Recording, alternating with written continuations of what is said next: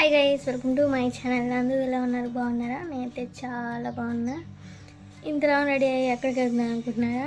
ఈరోజు fathers day కదా, అందుకని చెప్పి ఒక చిన్న సర్ప్రైజ్ అయితే ఇద్దాం అనుకుంటున్నాను మా డాడీకి.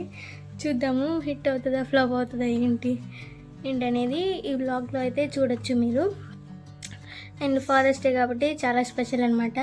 అట్టని చెప్పి ఫాదర్స్ డే రోజే మంచిగా లవ్ చూపించి తర్వాత రోజులంతా చూపించకూడదు అని ఏం లేదు. ఈరోజు కొంచెం స్పెషల్గా సెలబ్రేట్ చేసుకొని మంచిగా కొంచెం సర్ప్రైజ్ అనేది ఇస్తే మంచిగా హ్యాపీగా ఫీల్ అవుతారని, అంతేగాని ఇంకేం లేదు. అండ్ మన కోసం ఎంతో చేసి ఉంటారు కదా మన ఫాదర్స్. పేరెంట్స్ అనేది అస్సలు మర్చిపోకూడదు, పేరెంట్స్ని అస్సలు మర్చిపోకూడదు అనమాట. ఎప్పుడూ గుర్తుపెట్టుకోవాలి. ఇలా చిన్న చిన్న సర్ప్రైజ్ ఇస్తే మంచిగా హ్యాపీగా ఫీల్ అవుతారు, ఇంకా మనకి తృప్తిగా కూడా అనిపిస్తుంది అనమాట. ఇంటికి వచ్చిన అనమాట. ఒకటి అనుకుంటే ఒకటి జరిగింది. ఒక ప్లాన్ అయితే వేసాం మేము, కానీ మొత్తం ఫ్లాప్ చేసేసాడు మా నాన్న.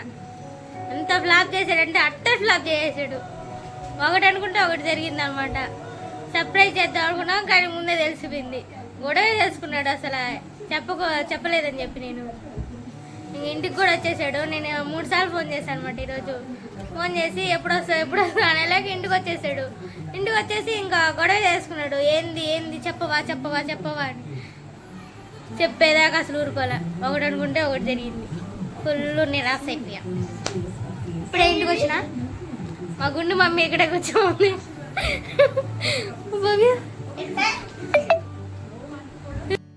గుండు మమ్మీ గుండంటే మనకి ఒక పక్క పాయసం ఉడకతా ఉంది.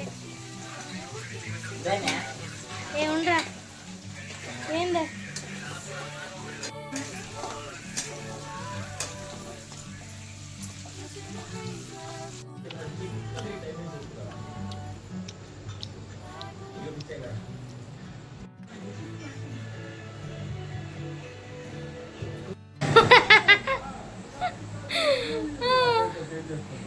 ఏ బాబా నీ ఫీలింగ్ ఏందా?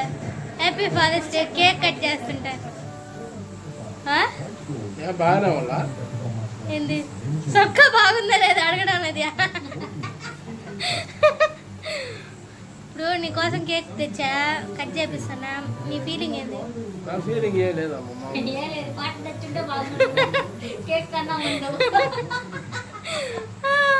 మళ్ళా నేను కూర్చోమని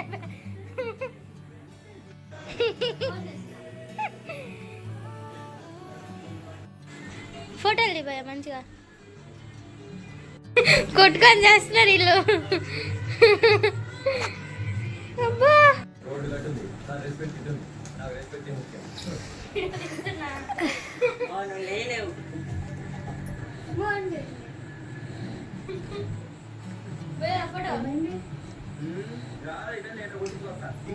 నువ్వు పెట్టు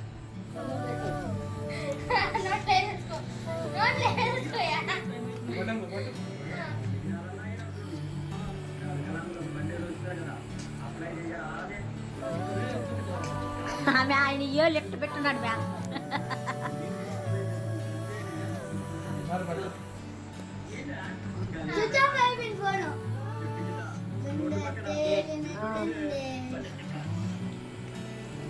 సరే నువ్వు బావి అప్ప ఆంటీ బాగాలంట పాప. కేక్ వెళ్దాం.